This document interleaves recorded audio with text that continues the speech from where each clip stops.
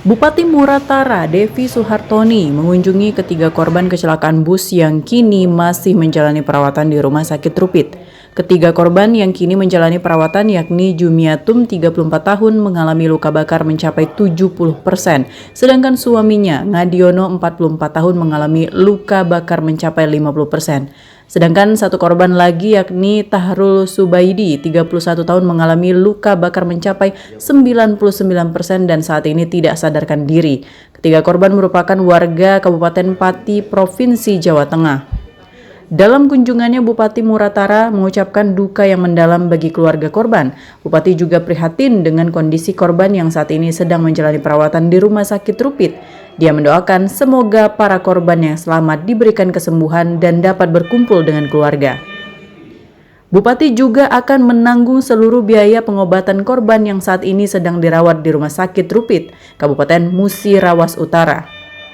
Selain itu, dia juga menyediakan tempat tinggal yang disertai makan dan minum untuk keluarga korban yang berasal dari Kabupaten Pati selama korban menjalani perawatan di Rumah Sakit Rupit. Saya berkunjung ke sini lagi, ya kan, memastikan bahwa pelayanan kami benar, pelayanan kami maksimum, dan semua biaya kita tanggung. Nah, ini keluarga dari Pati akan datang.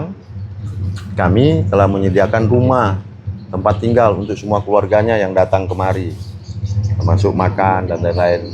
Ya, kami urus baik-baik mereka. Mungkin ada ucapan bela sungkawa Pak kepada korban ini Pak. Ya, ini innalillahi wa inna ilaihi raji'un. Seperti kemarin saya sudah sampaikan, ya kan, bahwa ini kita semua berbelasungkawa atas kejadian ini untuk keluarga yang naik mobil ALS maupun yang supir truk tangki. Kita berbelasungkawa dan kita bantu semaksimum mungkin, kita urus, dan sekarang semua yang meninggal itu sudah dibawa ke Rumah Sakit Bayangkara. Dalam kesempatan ini juga Bupati menghimbau kepada para pengendara yang melintas di jalur lintas Sumatera agar dapat berhati-hati dalam berkendara. Dari Muratara, Sumatera Selatan, Sudirman Ainus melaporkan.